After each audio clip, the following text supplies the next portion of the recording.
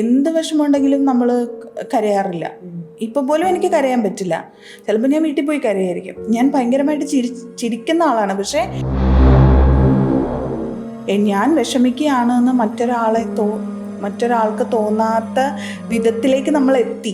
എനിക്ക് തീരെ വയ്യാതെ കിടന്ന സമയത്ത് എന്നെ നോക്കിയത് ഞാൻ ഒട്ടും പ്രതീക്ഷിക്കാത്ത ആൾക്കാർ. അന്ന് എൻ്റെ ആക്സിഡൻറ്റിൽ എൻ്റെ അമ്മയ്ക്കും പ്രശ്നം ഉണ്ടായിരുന്നു. അമ്മ ഉണ്ടായിരുന്നു ആ വണ്ടിയിൽ. അപ്പോൾ അമ്മ ഐസിയുലായിരുന്നു. അപ്പോൾ ചേച്ചി തന്നെ അങ്ങോട്ടും ഇങ്ങോട്ടും പോണം റൂമിൽ. അപ്പോൾ ഞാൻ പ്രതീക്ഷിക്കാത്ത ആൾക്കാരാണ് എൻ്റെ കൂടെ വന്നിരുന്നത്.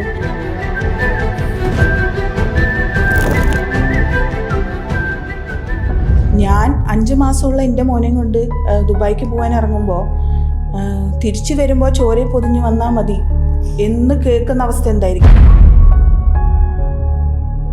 എൻ്റെ ഡെലിവറിക്ക് കയറ്റുമ്പോൾ നോർമൽ പെയിൻ ആയിരുന്നു. അപ്പോൾ എന്നെ ഉച്ച കഴിഞ്ഞപ്പോഴത്തേക്ക് എൻ്റെ ഡോക്ടർ പറഞ്ഞു C-സെക്ഷനിലേക്ക് പോകേണ്ടി വരും. അപ്പോൾ ഹസ്ബൻഡിൻ്റെ കൺസെൻറ്റ് വേണമല്ലോ.